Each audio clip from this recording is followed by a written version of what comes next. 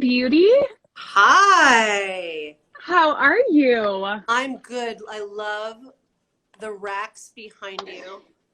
It's I, so funny. I'm right in not the middle racks. of just a closet tour. I'm right in the middle of doing QVC run. So I just finished an hour and then I have another at like 7:05. So I'm I like know. I in my little spot, like with my lights. You would think it was a tragic setup in here. I appreciate you taking the time. I know you have a really busy day. You've had a busy day all day. Anything for I do you. appreciate your rainbow coordination of hanging garments. I love a Listen, styled closet. all new, Um, all worthy. that's all worthy. Yes, everything behind me is all worthy. What I'm wearing now is all worthy. So it's all new stuff that just dropped today. So that's why it's like a marathon. But you know what, babe? I've been dying to talk to you. So I'm so excited that you're here. Me too. I am too. I'm so excited to talk to you. There's so much to talk about. On the well, in many places in the country, it's a very, very snowy snow day. You're in your magical cottage on the hill? Yes, I am. And it is, I think we measured last time we measured maybe like an hour and a half ago, we were up to like 17 inches, which I've never seen snow like that before. It's crazy. I was thinking about, so one of the things I wanted to mention, this is a perfect time to do that. One of the things that I wanted to mention was that we did a photo shoot with you, Hmm. and we shot in your home. Thank you so much for being so gracious. And you have the most picturesque home. It's not, no surprise there. Thank Um, you. but it was, so I can only imagine, and I saw your post today, sort of like, I woke up in a snow globe. I can only imagine what your home looks like today amidst all this. It's It's fabulous. It's so funny. I love it and I hate it at the same time. I love it because it looks so gorgeous, but I'm also such a Southern California girl that I'm like, oh, the snow's so beautiful for one day. And then I'm like, okay, I'm ready for the sun. I'm ready for the beach and spring. But I know, me listen, I'll too. take the snow. I think we're all ready for not only just like the beach and spring and warm weather, but also just to be out and be free and all of Yes, that good stuff. for So sure. let's get into it, Hunter. That we've got All some right. great questions for you. The one thing that I sort of paused about that I want to go back to is that we actually do have a very exciting announcement. I'm not going to get into details, but we did do an amazing shoot with you. So And that will be excited. launched any day now. And so for anyone who is a fan and a follower of Hunter and ours, it's a real treat for what we are going to put out. We are going to release a story very soon, so continue to follow. And I don't want to reveal too many details, but it's a beauty story and it's a pretty big story, and we're all really excited So about excited. it. You and I have looked at the pictures together, and Yeah. maybe there'll be It was more pretty epic. conversation soon to talk about the details. So you're busy, as we said earlier, with all things QVC, which, you know, we'll get into a little bit more because we have questions from people for you about QVC. We have a question from Dana. How did you first get comfortable showing your body and showing so much skin in workout clothes and in bathing suits? You've posted about your butt, she says. Have you always felt free? We talk about this on the podcast, but why don't you speak to that? No, I haven't always felt free. It took, here's the thing. I always say confidence is not linear. It is a very bumpy journey. So, it takes a lot to finally get to a place of comfortability with who you are. And there's still days where I'm not comfortable with it. And that's just me being human. And that's the truth. Um, you know, I was told I started therapy at a very young age, and I was told by a therapist, she said, Hunter, this is what I want you to do, because I was really struggling with who I was. I was struggling with my body. I was struggling with just nitpicking every little thing. And by the way, I was 114 pounds. I'm a size 20 now. So it looks very different, back when I was 16.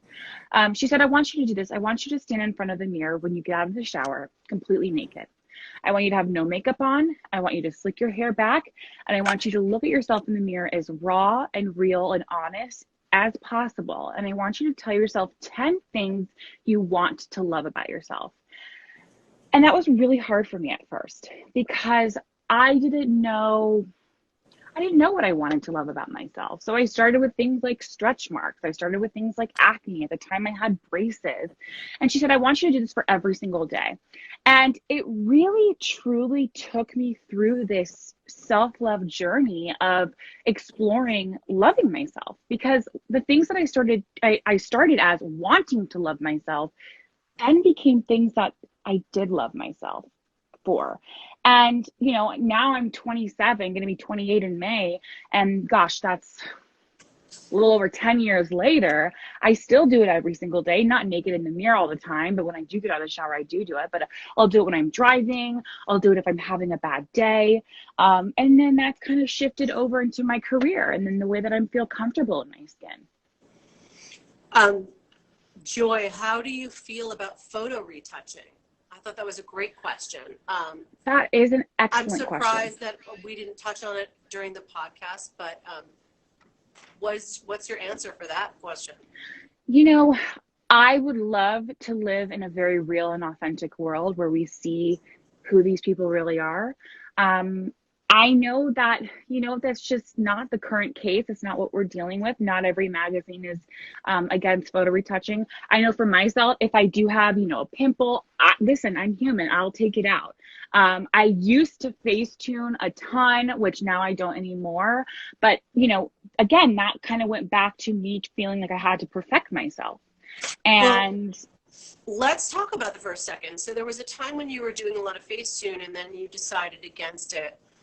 When was that? When did you make that shift?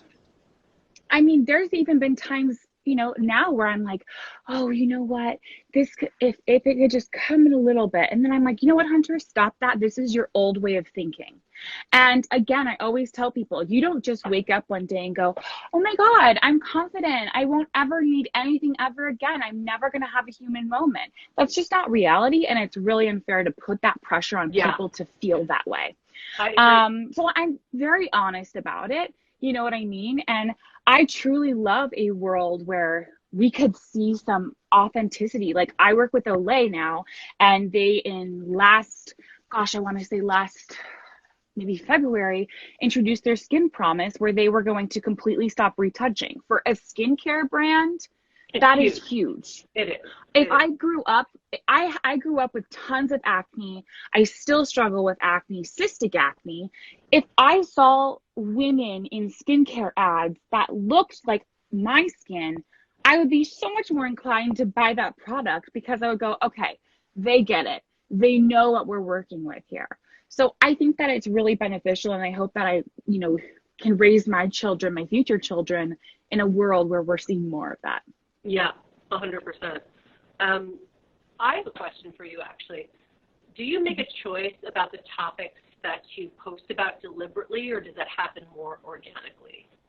How deliberate is it, sort of like? I'm talking about topics. We all know that all posts are planned and they have to be planned and strategized. But in terms of topics, is that an organic sort of thing? I'm going to talk about charity work, and then I'm going to talk about beauty, or do you sort of sit down and say, here's the balance of what I want to be saying to people, and here's how I parse it out? It's very organic for me. The reason being is sometimes I'll just be thinking of something. For instance, I had a post of mine that kind of sparked a debate about butt acne during last summer. Somebody asked a question about that. Oh, they did. Yeah. That was something that I was sitting out in my backyard with my husband, and I was looking in between my legs, and I was like, oh my gosh, I have like cystic acne in between my legs. And then I was like, I have it on my butt too. And I don't remember a time I've never not had it on my butt. And it really sparked a conversation because I always felt really alone in that. And I was like, you know what, I'm going to put this out there and see, the response that I get, because I can't be alone on this. And sure enough, I had probably upwards of 10,000 DMs that day of women saying, oh my God, this is something I struggle with. Oh my God, thank you for mentioning this. And it really then that kind of creates another conversation of why aren't we talking about these things, these very normal things. that women have to deal with. I was so appreciative. I saw that post. I was so appreciative of that post. I thought that was incredible. And I think a lot of other people appreciated that too. Anita is asking, whose social media do you look forward to seeing regularly? Oh, You're that's such a such master at social media. that is such a good question. There's a few people I really, really love and admire. I mean, my sister's one of them. She's also kind of in the same vein as me. She's very open and organic and honest with these things.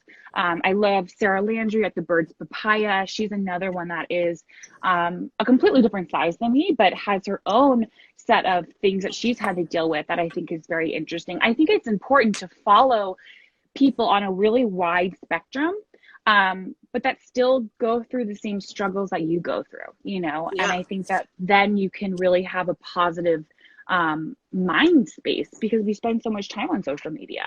absolutely. Hillary is asking, what tips do you have for building a profile on social media? That's a good question for you. That is a Do you great have any question. tips? I mean, you're such an old pro at this. I'm not sure that you're really thinking about it in that granular of a way, but what would you You say to know, that? I found the most authentic and honest I was being, the more my followers came because I really try to make my social media a safe space, right? So I really try to open the doors. I try to answer as many DMs as I can.